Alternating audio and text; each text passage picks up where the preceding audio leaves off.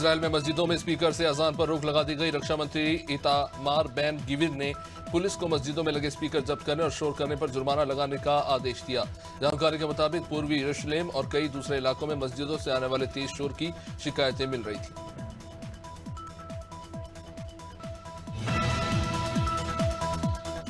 श्रीनगर में दाची गांव के जंगलों से लगे हरवान इलाके में सुरक्षा बलों ने एक आतंकी को मार गिराया।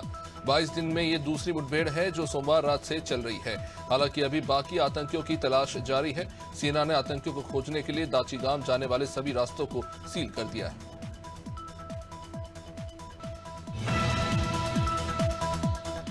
ग्वालियर में कोचिंग जा रही छात्रा का अपहरण कर उसके साथ बलात्कार किया गया।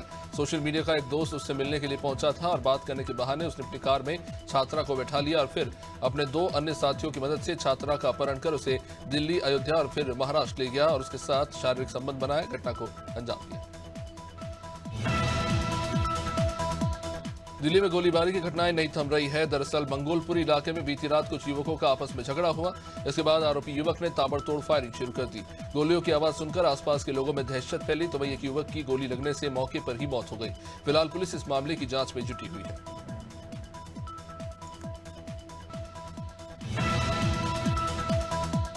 शाहपुर में ओसीएफ मैदान में एक युवक की गोली मारकर हत्या कर दी गई। पुलिस अधीक्षक राजेश ने बताया कि 2 पक्षों के बीच किसी बात को लेकर कहासुनी हुई, जिसके बाद मारपीट हो गई और एक व्यक्ति ने गोली चला दी जो युवक के सीधा सिर में जा लगी। फिलहाल पुलिस इस मामले की जांच में जुटी हुई है।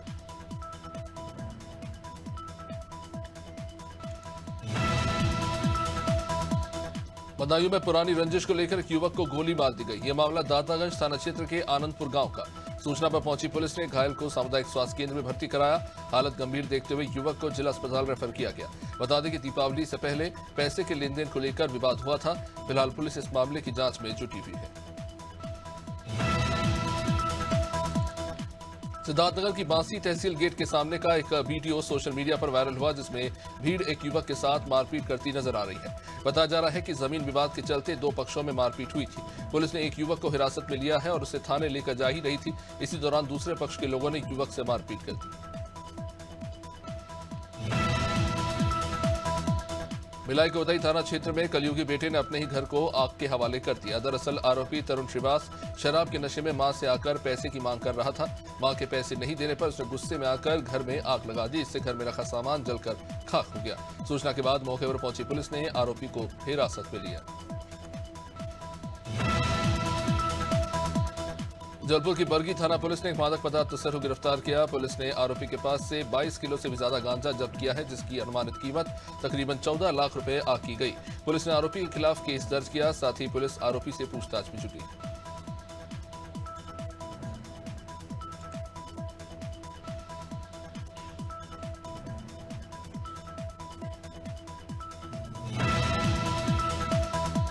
प्रयागराज की नवाबगंज पुलिस ने चोरी और लूट की वारदात को अंजाम देने वाले गिरोह का खुलासा किया। पुलिस ने इस गिरोह के 5 सदस्यों को गिरफ्तार किया। इनके कब्जे से 5 चोरी की मोटरसाइकिल और 1 लूट की मोटरसाइकिल समेत 2 मोबाइल जब्त किए गए। फिलहाल पुलिस आरोपियों के खिलाफ केस दर्ज कर कार्रवाई में जुटी हुई है।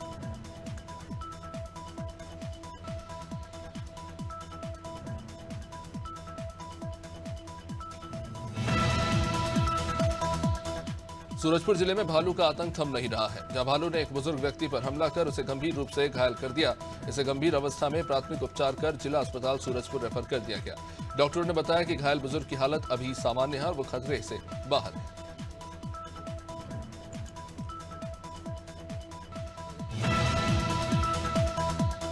जबलपुर में शादी.com के जरिए दोस्ती करने के बाद एक युवक ने युवती से ज्यादती की। आरोपी ने अपना नाम राहुल बताया और युवती से संबंध बनाया, लेकिन बाद में उसका असली नाम मोहम्मद हुसैन निकला। अब युवक शादी से इनकार कर रहा है। युवती की शिकायत पर पुलिस ने केस दर्ज किया और युवक को हिरासत में लेकर पूछताछ शुरू की।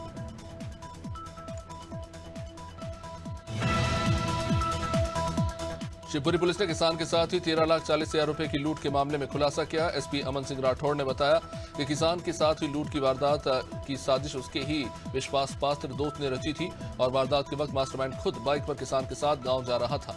पुलिस ने 4 आरोपियों को गिरफ्तार कर लिया।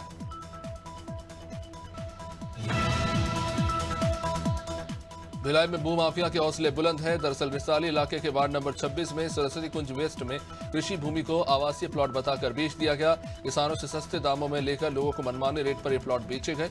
स्थानीय पार्षद और सामान्य प्रशासन विभाग रिसाली के प्रभारी अनिल देशमुख ने भी अवैध कॉलोनाइजर पर कार्रवाई की मांग की। कवर्धा में धान खरीदी को लेकर दिक्कतें खत्म ही नहीं हो रही हैं। 2 दिन पहले ही जिले में राइस मिलों की हड़ताल खत्म हुई। अब जिले के पीडीएस दुकान संचालकों ने सामूहिक इस्तीफा दे दिया। दरअसल सरकारी राशन दुकानदार बारदानों की राशि नहीं मिलने से नाराज हैं।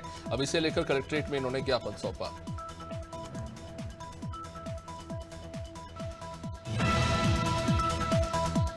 नौगांव के आर्मी कैंप परिसर में एनसीसी का 10 दिन का संयुक्त वार्षिक प्रशिक्षण शिविर लगा। 6 दिसंबर तक चलने वाले इस शिविर में 350 एनसीसी कैडेट शामिल हुए। इस दौरान सागर ग्रुप कमांडर ब्रिगेडियर विकास बहुगुड़ा ने कैडेट्स को संबोधित करते हुए आर्मी के नियम और जीवन जीने के बारे में अवगत कराया।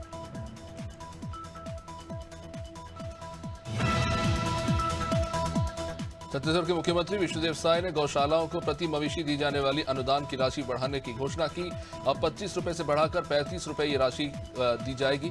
सीएम ने इसकी घोषणा रायपुर के पंडित दीनदयाल उपाध्याय ऑडिटोरियम में छत्तीसगढ़ राज्य गौ सेवा के आयोग के अध्यक्ष विशेश्वर सिंह पटेल के पदभार ग्रहण समारोह में की। भिंड जिले में एक शादी का कार्ड सोशल मीडिया पर खूब वायरल हो रहा है। कार्ड पर लिखा हुआ संदेश लोगों को आकर्षित कर रहा है। जिले में फैली कुरीति को मिटाने का प्रयास गोहद क्षेत्र के खनेता गांव के सत्यदीप शास्त्री ने भाई की शादी में किया। दरअसल जिले में 24,000 से भी अधिक वैध लाइसेंसी हथियार हैं, जिन्हें टांगे पर चलाने यहाँ शौक माना जाता है।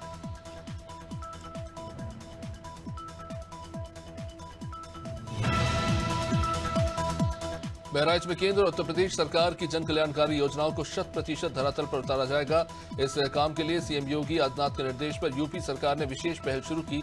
इस पहल के तहत जरूरतमंद लोगों को सरकार की जन कल्याणकारी योजनाओं का लाभ सिंगल विंडो से दिया जाएगा।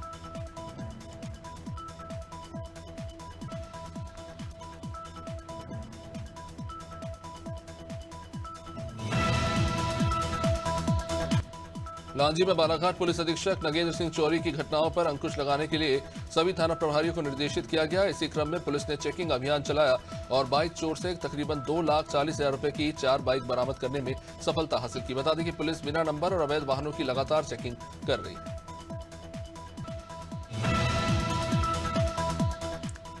महासमुंद के तेंदुकोना में प्रशासन ने सरकारी स्कूल में ही कॉलेज खोल दिया, जिस कारण छात्रों को भारी परेशानियों का सामना करना पड़ रहा है। 6 साल बीत जाने के बाद भी कॉलेज की बिल्डिंग का निर्माण नहीं किया गया। बता दें कि साल 2018 में बुढ़ान शाह नवीन कॉलेज की स्थापना तो कर दी गई, लेकिन बिल्डिंग सिर्फ नक्शों में ही दिखाई दी।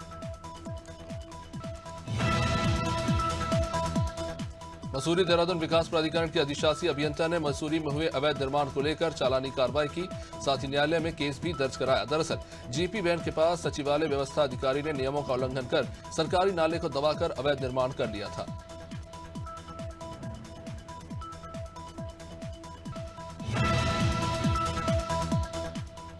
महू वन विभाग और किशनगंज पुलिस ने संयुक्त कार्रवाई की और अवैध रूप से मांस का परिवहन करते 3 लोगों को गिरफ्तार कर मांस जब्त कर लिया। पुलिस को यह सूचना मिली थी कि कुछ लोग कार से अवैध रूप से मांस का परिवहन कर रहे हैं। पुलिस ने घेराबंदी कर इन आरोपियों को गिरफ्तार कर लिया। फिलहाल पुलिस आरोपियों से पूछताछ में जुटी हुई है।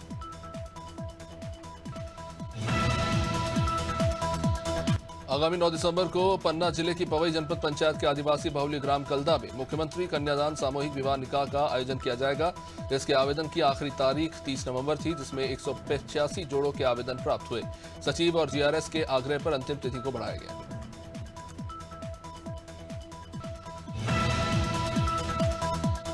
अयोध्या में श्रीराम जन्मभूमि परिसर में परकोटे के अंदर 6 मंदिर के निर्माण का काम तेजी से चल रहा है। इन मंदिरों की तस्वीर पहली बार श्रीराम जन्मभूमि तीर्थ क्षेत्र ट्रस्ट ने जारी की। परकोटे में शिव, सूर्य, दुर्गा, गणेश, अन्नपूर्णा और हनुमान मंदिर बनाए जा रहे हैं। इनमें 3 मंदिर लगभग बनकर तैयार है, जबकि 3 मंदिरों का काम तेजी से चल रहा है। रायगढ़ के पटेलपाली गांव स्थित वैदिक इंटरनेशनल स्कूल के हॉस्टल में छात्रा की संदिग्ध हालत में मौत हो गई। छात्रा की मौत के बाद परिवार वाले बिना पोस्टमार्टम कराए शव को अस्पताल से अपने गृह गांव लेकर चले गए। वहीं अब इस पूरे मामले में एनएसयूआई ने स्कूल प्रबंधन के खिलाफ कार्रवाई की मांग की है।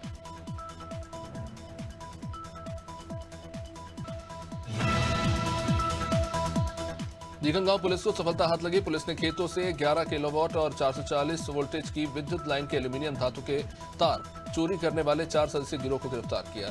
चोरों के कब्जे से 340 किलो एल्यूमिनियम तार जब्त हुआ है, जिसकी कीमत 1,35,000 बताई जा रही है।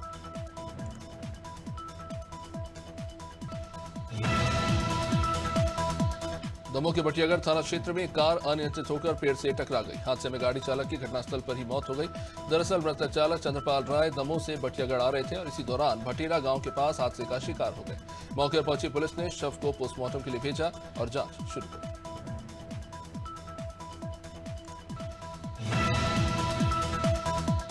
राजधानी भोपाल के कटारा हिल्स में महिला को घर में बंधक बनाकर डकैती करने वाले 5 आरोपियों में से एक आरोपी को पुलिस ने गिरफ्तार कर लिया। आरोपी से पूछताछ में पता चला कि बदमाश भोपाल के अलावा रीवा और कटनी से लेकर जबलपुर में भी चोरियां कर चुके हैं। पुलिस को फिलहाल बाकी के 4 आरोपियों की तलाश है।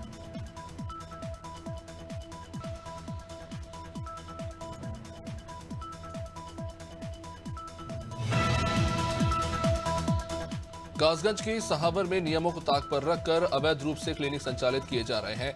हद तो यह है कि जिस क्लिनिक को स्वास्थ्य विभाग ने सील कर भी दिया था, वो क्लिनिक भी खुला पाया गया। एसीएमओ डॉक्टर बेला रानी अब अपनी टीम के साथ मौके पर पहुंची तो मामले का खुलासा हुआ।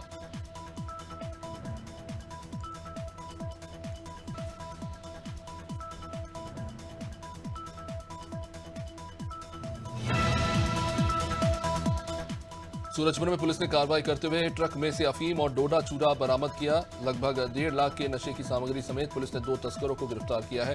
दोनों आरोपी कांकेर के रहने वाले बताए जा रहे हैं। पुलिस ने मुख्य सप्लायर महेश साहू को झारखंड के गुमला से गिरफ्तार कर लिया।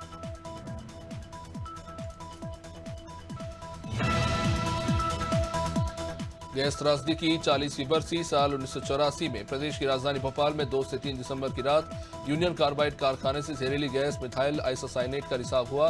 बीएमएचआरसी 25 सालों से गैस पीड़ितों को सेवा दे रहा है। हॉस्पिटल की डायरेक्टर मनीषा श्रीवास्तव ने गैस त्रासदी में दिवंगत लोगों को श्रद्धांजलि दी।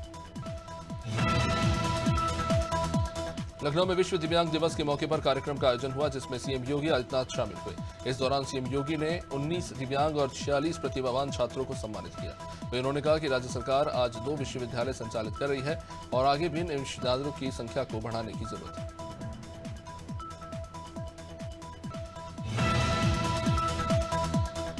उन्नाव सांसद साक्षी महाराज ने भारत सरकार में रेल मंत्री अश्विनी वैष्णव से मुलाकात कर कई मांगे रखी।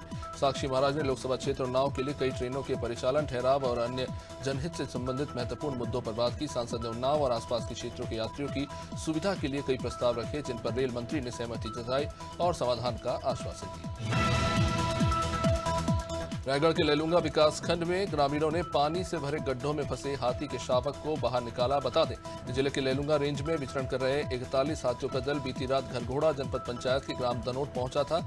हाथियों के दल का एक शावक नहाते समय चिल्का गूड़ा में खेत में बने गड्ढे में फंस गया। सेंसेक्स आज 500 अंक की तेजी से भी ज्यादा की तेजी के साथ 80,750 के स्तर पर कारोबार कर रहा है। निफ्टी में भी 140 अंक की तेजी है। ये 24,410 के स्तर पर कारोबार कर रहा है। सेंसेक्स के 30 शेयरों में से 20 में तेजी और 10 में गिरावट है, तो वहीं निफ्टी के 50 शेयरों में से 33 में तेजी और 17 में गिरावट है। सुरक्षा डायग्नोस्टिक्स लिमिटेड के आईपीओ के लिए आज बोली लगाने का तीसरा और आखिरी दिन। 2 दिन में ये आईपीओ टोटल केवल 25% सब्सक्राइब हुआ है। रिटेल कैटेगरी में यह आईपीओ 0.45% और नॉन इंस्टीट्यूशनल इन्वेस्टर कैटेगरी में 0.13% सब्सक्राइब हो चुका है। ये इनिशियल पब्लिक ऑफरिंग 29 नवंबर को ओपन हुआ। दिसंबर में होने वाली जीएसटी काउंसिल की मीटिंग में टैक्स की दरों में बदलाव किया जा सकता है। जानकारी के मुताबिक जीएसटी स्ट्रक्चर को आसान बनाने के लिए गठित मंत्रियों के ग्रुप ने तंबाकू और तंबाकू से बनने वाले सभी प्रोडक्ट्स, एरेटेड पेय पदार्थों का टैक्स दर को मौजूदा 28 से बढ़ाकर 35% करने की सिफारिश की।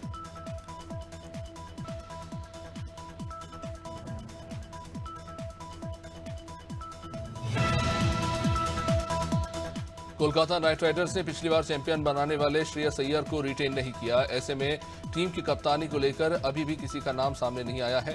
टीम की ओर से पत्ते खुले नहीं है, लेकिन इस टीम के सबसे महंगे प्लेयर वेंकटेश अय्यर को कप्तान बनाए जाने की चर्चा होने लगी।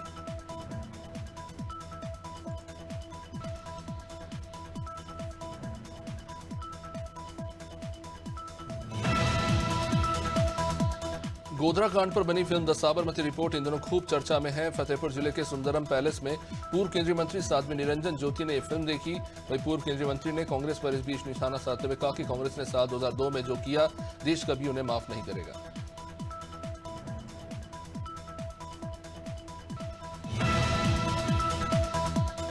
रॉकस्टार फेम नरगिस फकरी की बहन आलिया को न्यूयॉर्क पुलिस ने गिरफ्तार किया है। उनके ऊपर अपने एक्स बॉयफ्रेंड की हत्या का आरोप है। डेली न्यूज की एक रिपोर्ट के मुताबिक आलिया ने न्यूयॉर्क के क्वींस में 2 मंजिला गैरेज में आग लगा दी, जिसमें एडवर्ड जेकब्स और स्टार एटीएन की मौत हो गई। आलिया की जमानत भी खारिज हो गई। बिग बॉस 18 में Shalini Pasi wild card contestant के तौर पर एंट्री करने जा रही है। इस हफ्ते बुधवार और गुरुवार को शूट करेंगी। Actress fabulous lives of Bollywood wives में सुर्खियों में रही है। इस शो ने उन्हें एक नया फेम और ऑडियंस के बीच पॉपुलैरिटी दिलाई है। ऑडियंस अब बिग बॉस में उनकी एंट्री को लेकर एक्साइटेड है।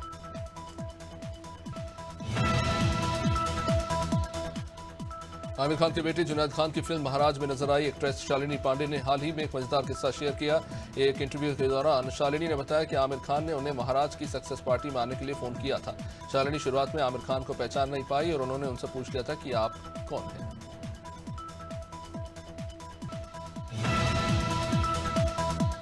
अरुणा पांडे अपनी प्रोफेशनल और पर्सनल लाइफ को लेकर अक्सर चर्चाओं में रहती हैं। आदित्य रॉय कपूर से ब्रेकअप के बाद एक्ट्रेस के रिलेशनशिप स्टेटस पर काफी चर्चा हो रही है।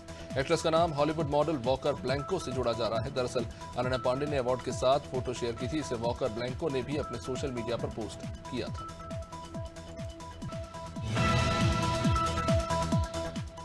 एक्टर विक्रांत मैसी सुर्खियों में हैं। सोमवार को उन्होंने चाहने वालों को एक बड़ा झटका भी दिया है। सोशल मीडिया पोस्ट के जरिए एक्टर ने ऐलान किया कि वो एक्टिंग की दुनिया से दूर जा रहे हैं। एक्टर ने लिखा कि उनकी घर वापसी का वक्त आ गया है।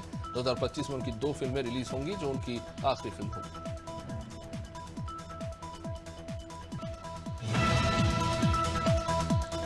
इन दिनों दिनेश विजान के साथ हॉरर फिल्म को लेकर चर्चा हो रही है। आलिया भट्ट की बताया जा रहा है कि आलिया भट्ट को दिनेश विजान की सुपर नेचुरल थ्रिलर फिल्म पसंद आई है और वो इस फिल्म को साइन भी कर सकती है। पहले इस फिल्म का टाइटल देवी बताया जा रहा था, लेकिन अब इसे बदलकर चामुंडा कर दिया गया है।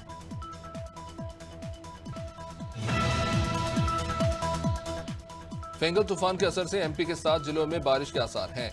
उत्तरी हवाएं आने से ग्वालियर, चंबल और उज्जैन संभाग में रात में तेज ठंड रहेगी, जबकि इंदौर, भोपाल और जबलपुर संभाग में ठंड से थोड़ी राहत मिल सकती है।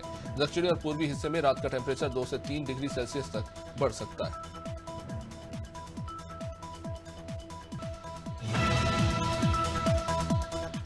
छत्तीसगढ़ में अगले 4 दिनों तक बस्तर संभाग के जिलों में बादल छाए रहने के साथ हल्की बारिश का अनुमान है।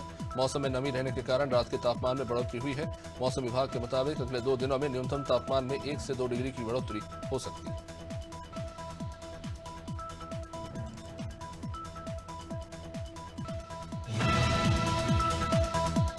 उत्तर प्रदेश में 124 साल बाद नवंबर का महीना सबसे गर्म रहा। नवंबर महीने का औसत तापमान इस साल 20.14 डिग्री दर्ज किया गया है। इससे पहले 1901 में सबसे ज्यादा गर्म नवंबर महीना रहा था। वरिष्ठ मौसम वैज्ञानिक अतुल कुमार सिंह ने बताया कि नॉर्थ वेस्ट इंडिया में अधिकतम तापमान सामान्य से 1 डिग्री अधिक रिकॉर्ड किया गया है।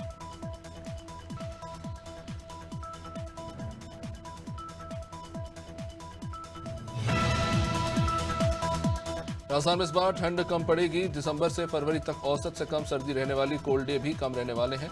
मौसम विभाग केंद्र नई दिल्ली से जारी हुए फोरकास्ट में सीजन के दिन और रात में तापमान औसत से ऊपर ही बने रहने की संभावना जताई गई। यह स्थिति पूरे देश में रहने वाली है।